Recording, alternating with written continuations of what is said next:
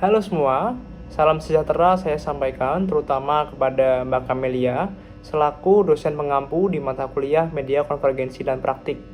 Kami dari kelompok 2 akan menyampaikan tentang bagaimana konvergensi terjadi di dalam ranah media sosial. Namun sebelum itu ada pepatah yang mengatakan bahwa tak kenal maka tak sayang. Maka dari itu izinkan saya untuk memperkenalkan masing-masing anggota dari kelompok 2. Perkenalkan, nama saya Daniel Christian Octaviano, kemudian ada Afzal Gadi Zafar, ada Diva Alia Ramadhani, ada Nadila Atra, dan yang terakhir ada Tamara Aurelia Zamira. Sebelum kita membahas tentang bagaimana konvergensi terjadi di dalam ranah media sosial, kita tentu harus mengetahui definisi dari konvergensi dan divergensi. Menurut Henry Jenkins di dalam bukunya yang berjudul Convergence Culture, Where Old and New Media Collide di tahun 2008 menjelaskan bahwa konvergensi dalam konteks media mengacu pada perpaduan antara media tradisional seperti televisi, radio, dan cetak dengan media baru seperti internet, media sosial, dan perangkat mobile. Hal ini menciptakan lingkungan di mana batas antara produsen dan konsumen, antara produsen dan distributor, serta antara konten dan platform semakin kabur. Nah, dalam konvergensi media, terjadi transformasi dalam cara konten diproduksi, konten didistribusikan, dan konten dikonsumsi.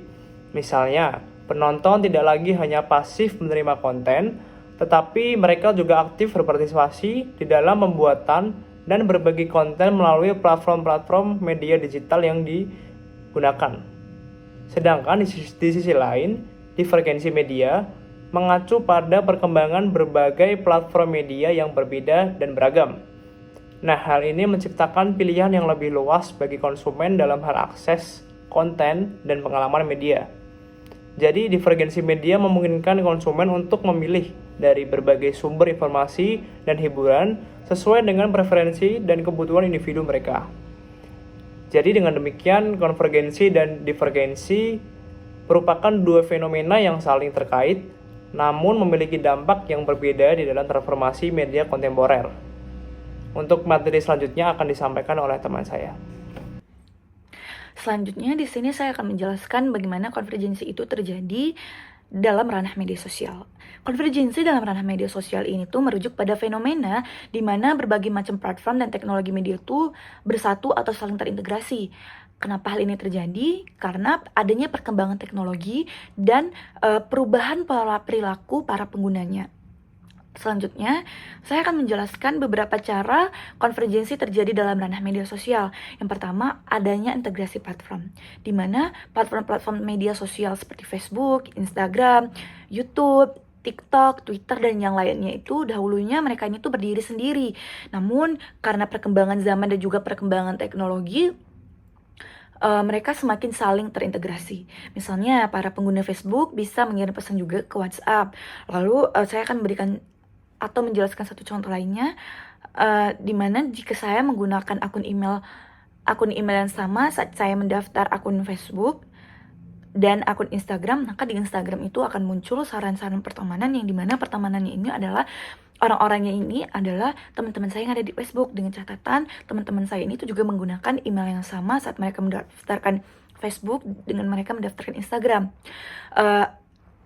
Lalu saya juga dapat membagikan konten-konten dari Instagram ke Facebook dengan mudah, atau misalkan saya merupakan seorang beauty vlogger. Saya mau video atau konten-konten saya di YouTube mengenai tips-tips gimana menghilangkan wajah breakout atau yang lainnya. Saya ingin membagikan konten itu ke Instagram, maka saya bisa membagikannya melalui link YouTube. Saya bisa mengcopy link YouTube saya, lalu saya bisa men-share-nya di story Instagram atau di feeds Instagram. Yang kedua, ada yang namanya konten cross platform, di mana hal ini penggunanya tuh sering sekali membagikan konten dari satu platform ke platform lainnya. Misalkan seperti yang saya jelaskan tadi, saya bisa membagikan konten video YouTube saya di akun Instagram saya. Lalu selanjutnya saya bisa juga membagikan cuitan saya di Twitter. Saya bisa membagikannya di akun Instagram saya atau akun TikTok saya dan yang lainnya. Dan begitu pula juga konten-konten yang saya dapatkan atau konten saya sendiri di media sosial TikTok, saya juga bisa men-share-nya di platform lainnya seperti Instagram, Twitter, dan yang lainnya. Hal ini tentunya akan menghasilkan yang namanya konvergensi dalam hal distribusi konten di antara berbagai platform. Jadi nggak cuma satu platform aja. Selanjutnya itu ada yang namanya penyebaran berita, di mana berita atau informasi yang pertama kali muncul di satu platform media sosial, kemudian akan menyebar ke platform lainnya dengan begitu cepat. Misalkan, seperti tadi, saya menemukan satu berita di TikTok yang dimana beritanya itu cukup menarik, dan kebetulan di TikTok ini tuh, dia tuh langsung to the point dan langsung to the point, nggak yang banyak menye-menyenya dibanding saya melihat berita di YouTube. Dan saya mau berita ini tuh teman-teman saya atau followers Instagram saya tuh tahu, maka saya bisa men-share-nya di Instagram saya, atau saya juga bisa membagikannya di WhatsApp group atau WhatsApp peer group gitu. Dan karena adanya fitur share ini tuh dapat memudahkan kita para penggunanya membagikan konten-konten yang kita dapatkan atau yang kita konsumsi kepada orang-orang lain atau kepada teman-teman kita, keluarga, dan yang lainnya. Dan tentunya hal ini tuh dapat memperkuat konvergensi dalam hal sifat berita dan informasi di seluruh platform media sosial gitu. Satu contoh lagi, misalkan saya memberikan cuitan Twitter mengenai kejadian genosida yang terjadi di Palestina dan juga di Israel. Dan saya mau teman-teman Instagram saya itu membaca cuitan saya gitu loh, karena kan kalau misalkan di Instagram itu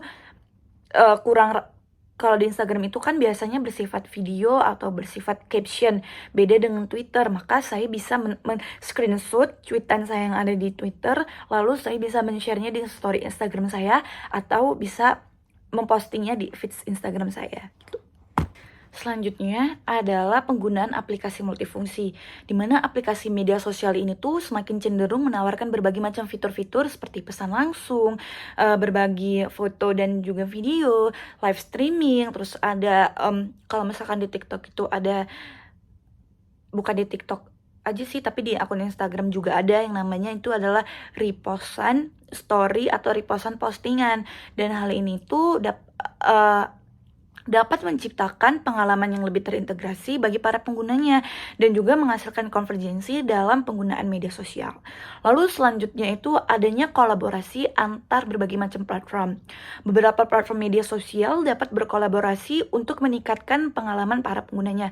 Misalnya integrasi antara Instagram dan juga Facebook memungkinkan para penggunanya itu mengakses fitur dan juga layanan dari kedua platform dengan lebih mudah. Selanjutnya, karena adanya perubahan algoritma. Nah, algoritma yang digunakan oleh platform-platform media sosial ini tuh menampilkan konten kepada pengguna juga dapat menghasilkan konvergensi. Misalnya, jika algoritma Facebook dan Instagram sama-sama memprioritaskan jenis konten yang serupa, maka pengalaman pengguna di kedua platform tersebut akan menjadi lebih seragam. Nah, biasanya algoritma ini tuh disebabkan karena explore pencarian kita. Misalkan kita suka sama yang namanya dunia fashion. Di setiap media sosial yang kita buka, kita selalu mencari referensi-referensi tentang dunia fashion. Maka di media sosial manapun itu kita akan menemukan konten-konten yang kebanyakan itu tentang dunia fashion. Lalu yang terakhir itu adanya peningkatan penggunaan perangkat bergerak. Nah, karena banyak pengguna media sosial mengakses platform ini tuh melalui perangkat seluler, maka konvergensi terjadi dalam hal desain antarmuka, fungsionalitas, dan juga pengalaman pengguna antar aplikasi media sosial yang berbeda. Dan maka dengan adanya penjelasan saya tadi mengenai konvergensi dalam ranah media sosial, tentunya pengguna memiliki akses yang lebih mudah dan juga terintegrasi ke berbagai platform dan juga jenis-jenis konten.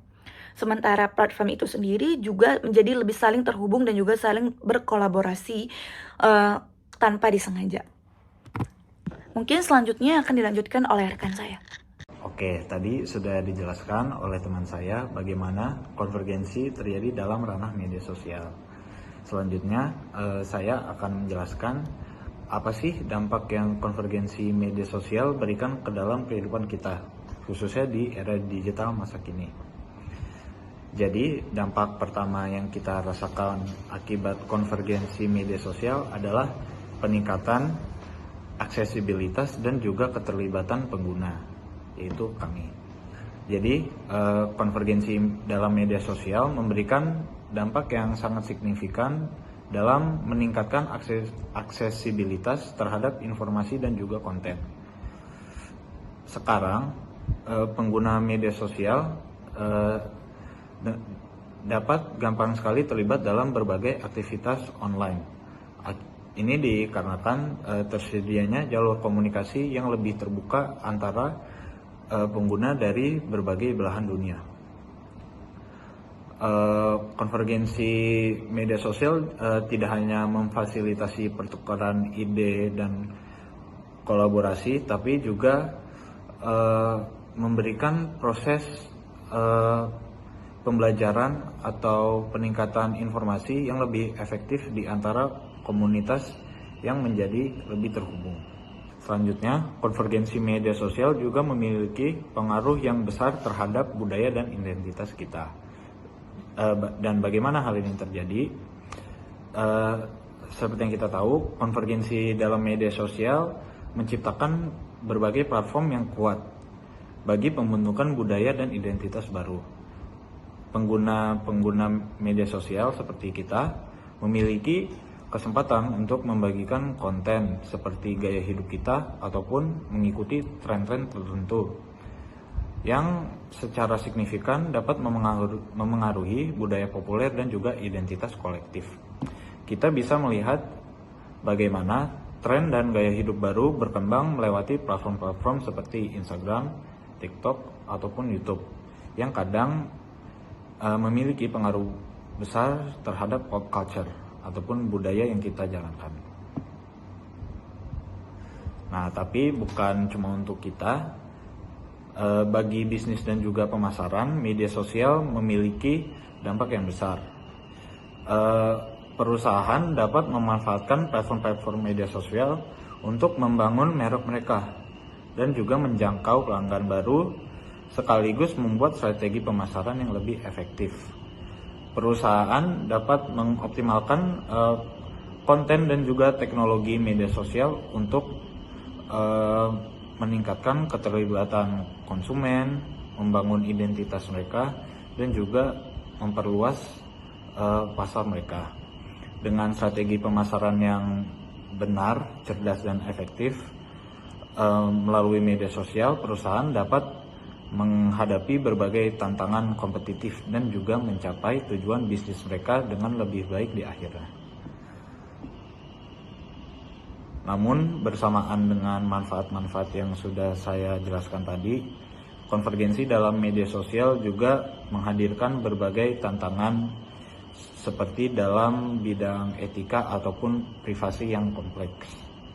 Dengan berbagai jenis konten dan data yang terintegrasi dalam satu platform, perlindungan privasi pada masa kini menjadi semakin penting, tetapi juga semakin rumit bagi para pengguna ataupun penyedianya. Kita bisa kembali ke tahun 2020 untuk melihat contoh kasusnya ketika terjadi pelanggaran privasi di TikTok yang mengumpulkan data dari pengguna-pengguna mereka yang masih muda atau di bawah umur tanpa izin dari orang tua. Ini menciptakan sebuah kontroversi yang akhirnya menyebabkan sebuah kompleksitas dalam aplikasi TikTok. Selain itu juga terjadi penyebaran konten yang tidak pantas ataupun hoax yang sejak terjadinya konvergensi media sosial menjadi masalah serius yang memerlukan pendekatan etis dan tanggap dari pengguna, platform, dan juga pembuat kebijakan. Jadi di masa kedepannya kita perlu lebih sadar dan bijak dalam menggunakan media sosial. Perlindungan privasi dan regulasi yang lebih ketat harus ada. sekaligus juga memberi kesempatan bagi pengguna untuk mengelola informasi dengan lebih baik. Dengan cara itu, konvergensi dalam media sosial bisa bermanfaat bagi semua orang. Dan selanjutnya akan dilanjutkan oleh teman saya. Setelah penjelasan yang tadi telah dijelaskan oleh Afzal dan Kanadila, sekarang aku, Diva Alia, dan Aurel akan menjelaskan tentang kasus dari konvergensi media, yaitu kita mengambil contohnya dari media sosialnya TikTok, yaitu fenomena racun TikTok terhadap budaya konsumerisme mahasiswa di masa pandemi COVID. Jadi yang saat kita tahu beberapa tahun yang lalu kita mengalami pandemi COVID-19. Di situ kita terpaksa untuk stay di dalam rumah, dan karena itu banyak orang-orang di sini jadi bisa dibilang candu terhadap sosial media. Salah satu sosial media tersebut yang booming saat kita pandemi adalah TikTok. Nah, ada salah satu tren TikTok yang sangat mengefek konsumerisme orang-orang, apalagi mahasiswa, yaitu tren racun TikTok. Di situ menjelaskan tentang tantangan bagi masyarakat di dunia ini karena pandemi. Jadi orang-orang mulai membuat konten-konten seperti unboxing atau review barang dengan hashtag-hashtag seperti hashtag racun TikTok atau hashtag Shopee Haul. Di situ mereka biasanya isi kontennya bisa menjelaskan tentang seberapa bagusnya produk ini, dan kita sebagai konsumen boleh membelinya, dan dengan fitur-fitur TikTok dipermudah juga kita dengan mencantumkan link barang tersebut yang kita sebagai konsumen bisa dengan mudahnya membuka link tersebut untuk membelinya. Jadi untuk hasil penelitiannya, Nah, untuk hasil penelitiannya sendiri, tujuan dari dilakukannya penelitiannya itu tuh untuk mengetahui bagaimana tingkat konsumerisme mahasiswa itu tuh bisa meningkat dan juga cara menyikapi si racun TikTok ini. Nah, dari penelitian ini pun ketahuan nih kenapa konsumerisme itu bisa meningkat selain yang karena TikTok haul dan juga kayak live dan juga cantuman link pada video di TikTok itu ada. Ya karena itu perilaku pengguna TikTok itu pasti kayak setiap setiap ngeliat begitu nggak mungkin cepet ngelihat sosial medianya, nggak mungkin kayak sekedar cuman ngelihat doang kayak nge-scroll cuma hanya 5 menit misalnya. Pasti setiap dari seperti yang dicantumkan pada jurnal itu diwawancaralah beberapa sumber, dan sumber-sumber itu tuh mengatakan waktu penggunaan sosial media mereka itu tuh bervariasi. Ada yang dari 1 jam, nggak mungkin kan jadinya kayak cuma 5 menit, ada yang dari 1 jam hingga ada yang sampai 5 jam karena iklan-iklannya tersebut. Nah, iklannya tersebut itu merupakan bentuk konvergensi untuk memasarkan produk-produk. Nah, dari dampaknya itu tuh ya kayak yang tadi dibilang oleh Diva dan juga yang sempat aku bilang juga, itu ada di mana membuat narasumbernya itu tuh yang diwawancarain nih, yang pada jurnalnya itu tuh nggak bisa berhenti untuk nge-scroll TikTok karena dia tuh istilahnya udah diracunin untuk ada rasa konsumtif pada diri mereka dan mengendalikan diri dari melihat-melihat iklan-iklan yang dikasih oleh misalnya influencer yang ada di media sosial TikTok. Dan hal ini tuh biasanya maraknya di generasi Z. Nah, untuk kesimpulannya mau dijelasin? jadi untuk kesimpulan dari penelitian yang kami ketemuin ini, eh, ada 4 kategori, ada perilaku, dampak, tanggapan, dan alasan. Untuk perilakunya, seperti yang tadi Aurel bilang, waktu pengguna TikTok itu bervariasi, tapi untuk rata-ratanya ada 4 sampai sampai 6 jam. Dan situ itu lumayan lama untuk hanya penggunaan sosial media. Jadi di mana dalam menyikapi tren racun TikTok tersebut dapat dijumpai respondennya di antaranya cukup sering membeli barangnya karena tertarik dengan produk tersebut. Lalu selanjutnya dari kategori dampak, konten racun TikTok dibuat secara menarik sehingga mempengaruhi minat beli dari para penggunanya yang berdampak pada gaya hidup yang berubah menjadi konsumtif. dari kategori tanggapan tren racun TikTok itu memiliki ada sisi positif dan negatifnya juga. Dalam satu hal yang positifnya itu bisa membantu mempromosikan barang bagi pemilik bisnis tersebut dan jadi banyak yang membelinya dan untung untuk pemilik bisnis tersebut dan kita juga bisa mendapat produk-produk yang bagus yang bermanfaat buat kita juga. Tapi dari sisi negatifnya, dan untuk positifnya juga jika ingin membeli barang tersebut kita juga bisa mendapat review-review produknya dulu. Dan dari sisi negatifnya ada juga yang misalnya dengan racun-racun TikTok itu ada content creatornya yang bohong. Jadi kita kejual omongan doang nanti pas beli tiba-tiba barang yang datangnya zonk atau jelek atau nggak sesuai ekspektasinya. Dan juga ada negatifnya juga bisa aja kita jadi overbuying yang kayak harusnya nggak butuh sih, nggak butuh-butuh banget buat beli, tapi karena aduh kontennya menarik banget jadi pengen beli, jadi dibeli juga sama si konsumennya. Dan yang terakhir itu kategori alasan, di mana para narasumber tertarik pada tren racun TikTok karena video-video yang ditampilkan membuat review dan komentar untuk menjadi pertimbangan dan pengambilan keputusan pembeli. Jadi itu adalah penjelasan contoh kasus kita. Aurel, ada yang mau ditambahin? Kayaknya sih nggak ada sih, soalnya tadi kita udah merincikan dari kenapa kita ngambil kasusnya itu di TikTok, kenapa kita fokusinnya pada sikap konsumerisme, dan juga kan udah ketahuan juga kenapa kita ngambil itu karena kita tertarik sama tujuan dari penelitiannya mereka. Dan kesimpulannya sih udah kelihatan juga ya ada. Jadi tetap ada sisi positifnya dan juga sisi negatifnya. Positifnya sih aku setuju banget sama yang dibilang dibilang Diva tadi. Itu kan tadi dia bilang juga tuh kayak positifnya kan jadi bisa beli sesuatu barang dengan melalui misalnya video-video TikToknya yang racun-racunnya tersebut itu bisa ngelihat review dulu sebelumnya karena kan influencer tuh pasti yang ngasih ngasih lihat barangnya ataupun TikToker yang menggunakan sosial medianya tersebut kayak nge-spill, ngasih review. Jadi kan bisa, oh nih reviewnya ini ternyata bagus, jadi bisa dibeli seperti itu.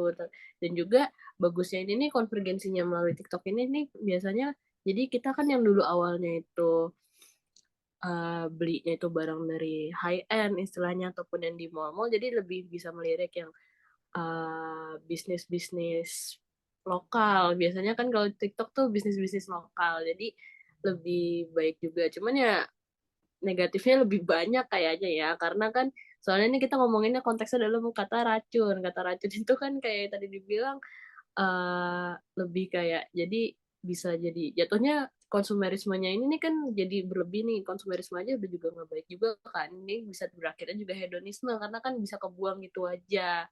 Seperti itu sih kayaknya, kayak sama aja kok kayak opini aku sama kamu yang buat tadi kesimpulannya dari kasus yang kita pilih. Oke. Ya, makasih Aurel dan semuanya. Itu sekian dari penjelasan kami. Terima kasih. Terima kasih.